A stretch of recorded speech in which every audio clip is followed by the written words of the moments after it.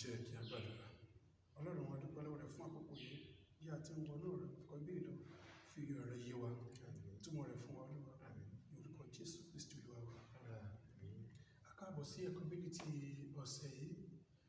Láìpẹ́ náà kò jẹ́ ká ṣe àfihàn ara wa arákùnrin wa orúkọ àti agbègbè tí a ti wá.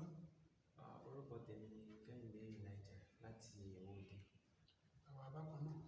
Orúkọ tèmi ni Samuel Matthew láti Owode-Yewa Archdeaconry. Ṣé dúpẹ́ lọ́wọ́ wa. Ẹ̀kọ́ wa ti ọjọ́ òní àwọn ẹ̀kọ́ kẹrìndínlọ́gbọ̀n tí ṣe ọjọ́ ìsinmi kejì lẹ́yìn mẹ́ta lọ́kan. Àkórí ọ̀rọ̀ wa sì ni Olúwa Ọlọ́run àti ìjọba àlàáfíà. Ẹbí àti ìgbéyẹ̀wò àti ẹ̀ka àkórí ọ̀rọ̀ wa ìyẹn ni àwọn àbùdá adarí àìwà bí Ọlọ́run tí ṣe apá kẹta rẹ̀. Orí ọ̀rọ̀ wa ni ìmọ̀tara ẹni nìkan. Ibi kíkà wa ń bẹ nínú Kóríńtù kejì orí 10 lọ́wọ́ ká ẹsẹ̀ ìkẹrin sí ẹsẹ̀ ìkẹrìndínlógún. Ìyẹn ni ibi kíkà wa. Ó ń bẹ nínú Kóríńtù kejì orí 10 ẹsẹ̀ ìkẹrin sí ẹsẹ̀ ìkẹrìndínlógún. Bàbá rẹ mú kí àjàgà rẹ wúwo. Ǹjẹ́ nísinsìnyí ìwọ ṣẹ́kù kúrò nínú ìsìn. Bàbá rẹ tí ó nira àti àjàgà wúwo rẹ̀ tí ó fi bọ̀ wá lọ́rùn. Àwa ó sì máa sìn ọ́. Òun sì wí fún wọn pé, ẹ tún padà tọ̀ mí wá lẹ́yìn ijọ́ mẹ́ta. Àwọn ènìyàn náà sì lọ. Rehoboamu ọba sì bá àwọn àgbààgbà tí ó ti dúró níwájú Sólómọ́nì bàbá rẹ̀ nígbà tí ó wà láyé dá ìmọ̀ràn wípé, ìmọ̀ràn kí ni ẹ̀yin dá láti dá àwọn ènìyàn yìí lóhùn? Wọ́n sì bá sọ̀rọ̀ pé, bí ìwọ bá ṣe ire fún ènìyàn yìí, tí ìwọ bá sì ṣe ohun tí ó wù wọ́n, tí ìwọ bá sọ̀rọ̀ rere fún wọn, wọn ó máa ṣe ìránṣẹ́ rẹ nígbà gbogbo. Ṣùgbọ́n ó kọ̀ ìmọ̀ràn àwọn àgbààgbà tí wọ́n bá dá. Ó sì bá àwọn ìpẹ́ẹ̀rẹ̀ tó dàgbà pẹ̀lú rẹ̀ dámọ̀ràn tí ó dúró níwájú rẹ̀. Òun sì wí fún wọn pé, ìmọ̀ràn kí ni ẹ̀yin dá kí àwa kí ó lè dá àwọn ènìyàn yìí lóhùn tí ó bá mi sọ̀rọ̀ wípé, ṣe kí àjàgà tí bàbá rẹ fi bọ̀ wá lọ́rùn kí ó fúyẹ́ díẹ̀. Àwọn ìpẹ́ẹ̀rẹ̀ tí ó tò pẹ̀lú rẹ̀ sì sọ fún wípé, báyìí ni ìwọ ó dá àwọn ènìyàn náà ní ohùn tí ó sọ fún ọ wípé, bàbá rẹ mú àjàgà wa di wíwo, ṣùgbọ́n ìwọ ṣe kí ó fẹ́rẹ̀ fún wa. Báyìí ni kí ìwọ kí ó wí fún wọn, ọmọdérin mi yóò nípọ́njú ju ẹgbẹ́ bàbá mi lọ. Ǹjẹ́ nísinsìnyí bàbá mi ti fi àjàgà wíwo bọ̀ yín lọ́rùn, èmi ó sì fi kún àjàgà yín. Bàbá mi fi pàṣán nà yín, ṣùgbọ́n àkéekèe ni èmi ó fi nà yín. Jeroboamu àti gbogbo àwọn ènìyàn sì tọ̀ Rehoboamu wá ní ijọ́ kẹta gẹ́gẹ́ bí ọba ti dá, wípé ẹ padà tọ̀ mí wá ní ijọ́ kẹta. Nígbà náà ni ọba dá wọn lóhùn akọ. Rehoboamu bá kọ ìmọ̀ràn àwọn àgbààgbà sílẹ̀.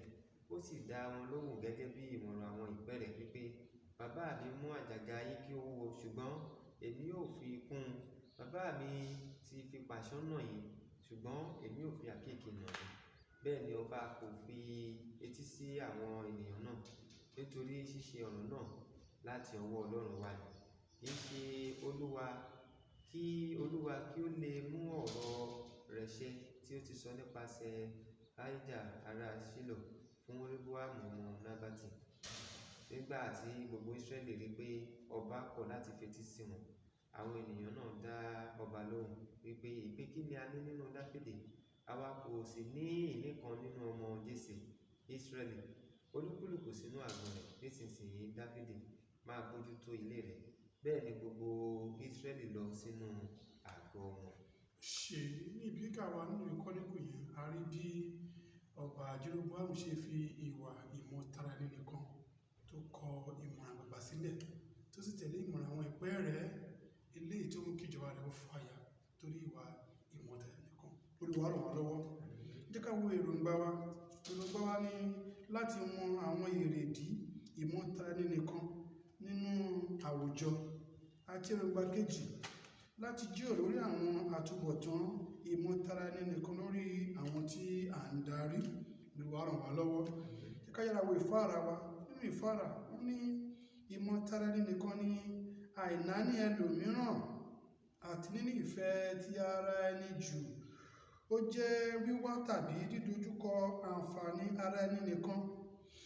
Ìwà yìí dá lórí ìfẹ́ inú àti fi ohun gbogbo ṣe tara ẹni láì ní àánú ipò àìdára àwọn ẹlòmíràn tí ìyà ń jẹ, tí wọ́n sì wà lábẹ́ ìjẹgàba ní àwùjọ.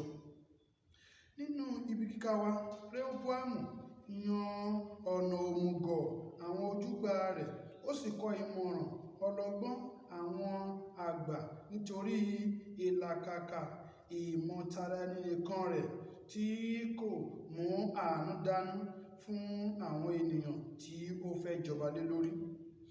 Báwo ni a ṣe lè borí ibi ìmọ̀tara ẹni nìkan gẹ́gẹ́ bí adarí Kìrìsìtẹ́nì ní gbogbo ìhà ayé?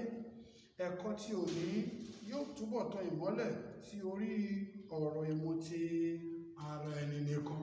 Olúwa ràn wá lọ́wọ́ àti gbọ́ nípa ìwà ìmọ̀tara ẹni nìkan láì fi àkókò ṣòfò, kí a yára lọ wo àwọn atọ́nà ìjíròrò wa láti lè fi ṣe tan ìmọ́lẹ̀ sí ìfáàrà.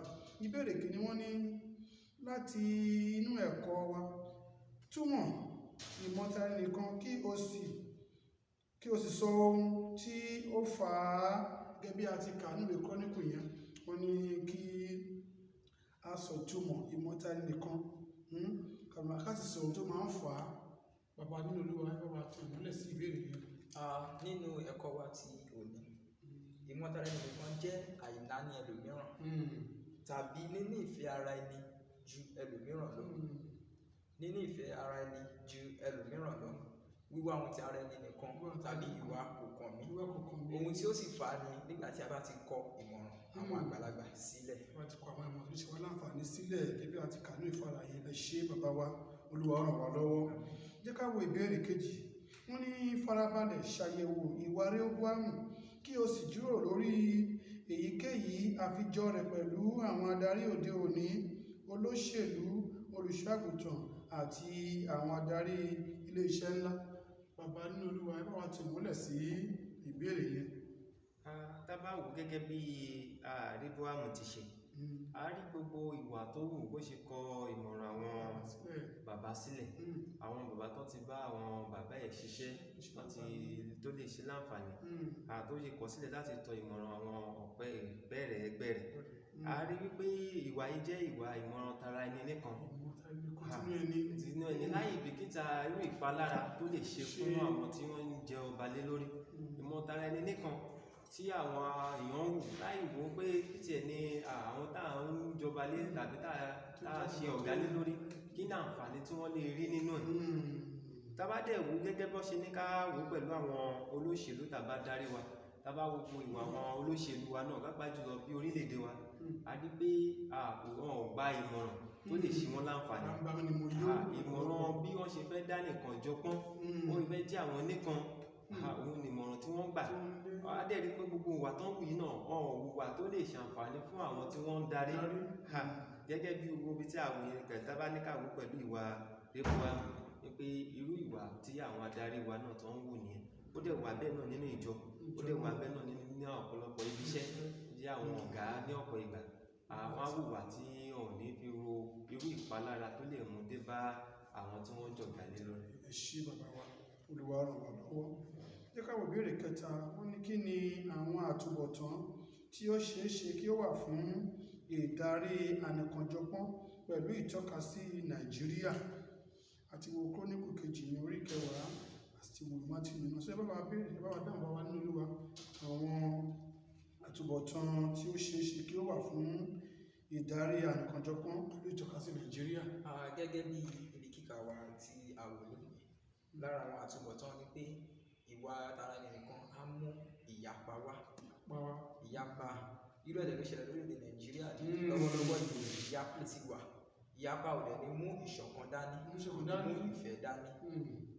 Ṣé bàbá wa, níbikíbi tí ìwà ìmọ̀tara ẹni nìkan ànìkànjọpọ́n bá ti wà, kì í sí ìṣọ̀kan àti ìrẹ́pọ̀, ìyapa máa wà níbẹ̀. Olúwa ràn yín lọ́wọ́. Ẹ ṣé bàbá nínú Olúwa. Ẹ ṣé. Ìbéèrè kẹrin, wọ́n ní kí ni àánú? Bàbá nínú Olúwa ní kí ni àánú? Wọ́n ní kí sì ni àwọn ìmọ̀ràn nípa rẹ̀ láti inú ìwé mímọ́ bá wa tẹ̀mọ́lẹ̀ sí ìwà àánú àti nípa àwọn ìmọ̀ràn nípa rẹ̀ láti inú ìwé mímọ́ ní jákàá. Ṣe tábà wò àánú jẹ́ ohun tí a lè sọ pé ohun tí a fi fún ènìyàn tàbí tí èèyàn rí gbà bí yálà bí ó nẹ́tọ̀ sí tàbí tí ò tiẹ̀ nẹ́tọ̀ sí. Àánú sì jẹ́ ohun tí èèyàn rí gbà láì san owó tàbí tí a ní èèyàn rí gbà lọ́fẹ̀ẹ́. Ní ohun tí èèyàn ṣiṣẹ́ fún ní ọ̀pọ̀ ìgbà tí èèyàn dẹ̀ ń rí àánú gbà gẹ́gẹ́ bí ọ̀rọ̀ náà sọ pé mi ò ṣàánú fẹ́ni tèmi ò ṣàánú fún. So tá bá wá wo àwọn ibi tí a kà yẹn ní àwọn ẹsẹ̀ Bíbélì bíi Kíróníkù yẹn àti Róòmù yẹn àti Fílípì yẹn, gbogbo rẹ̀ ń sọ̀rọ̀ nípa ìfẹ́. Nígbà láti lè ní àánú ara wa ní láti kọ́kọ́ ní ìfẹ́ ara wa. So láì sí ìfẹ́ láàárín wa, a jẹ́ pé a ò lè ṣe àánú ara wa. Ìwà àdánìkànjọpọ̀ ìwà àdánìkan á tún máa tẹ̀síwájú ni, a máa gbogbo sí ni. Bíbélì kan náà jẹ́ kó yé wa wípé kí ìfẹ́ kó wà láàárín wa àwa ará. So tó bá ti sí ìfẹ́, tó ìwà ẹ̀bá mú yóò yá tún máa tẹ̀síwájú ni. Torí nípasẹ̀ ìfẹ́ yìí la lè fi ṣe àánú fún ara wa. Wa pé pàtàkì ni ìfẹ́ jẹ́ tí a bá fẹ́ kí ìwà ìmọ̀ta ẹni kókó láwùjọ. Olúwa ràn wá lọ́wọ́. Jẹ́ ká wo ìparí. Wọ́n ní ẹ̀dá àtijọ́ ènìyàn ní ìfẹ́ ara borí. Mímú ẹ̀dá àtijọ́ yìí kúrò nípa mímọ́ ni a fi lè borí ìmọ̀tara ẹni nìkan. Fún ìrònú, wọ́n ní anìkànjẹ ní anìkànkú. Àbí bẹ́ẹ̀ kọ́ bá wa? Olúwa ràn wá lọ́wọ́. Anìkànjẹ ní anìkànkú. Jẹ́ ká wá wo àkọsórí wa. Ó ń bẹ nínú ìwé Kọ́ríńtì kìíní orí 10 ẹsẹ̀ 21. Àkọsórí Kọ́ríńtì kìíní orí 10 ẹsẹ̀ 21. Ẹ jẹ́ kí gbogbo wa ká jùmọ̀ jọ ká papọ̀. Ó yá o. Kí ẹnikẹ́ni má ṣe wá sí ara rẹ̀, ṣùgbọ́n kí olúkúlùkù máa wá ire ọmọ ẹnìkejì rẹ̀. Olúwa ràn wá lọ́wọ́. Orí ọ̀fẹ́ tá fi máa wá ire tí ẹnìkejì wa gẹ́gẹ́ bí adarí àti ìbùdó Ọlọ́run fi wá sí. Olúwa yìí yọ̀ǹda fún wa. Jẹ́ ká gbàdúrà. Ọlọ́run lẹ́ẹ̀kan sí agbéyìn gàgbà ọpẹ́ wa. À ń bẹ̀bẹ̀ fún orí ọ̀fẹ́ tá fi tẹrí ìwà àìwà bí Ọlọ́run ti ṣe tí anìkànjọpọ̀ yìí bá, tí a sì lè máa pọ̀ sí ní àánú àti ìfẹ́ tó bẹ̀ tá fi yẹ tá sì jẹ́ ìtẹ́wọ́gbà. Olúwa yọ̀ǹda fún wa ní orúkọ Jésù Kristi Olúwa wa. Bàbá wa ẹ ṣé, akíyíká wa ẹ ṣé.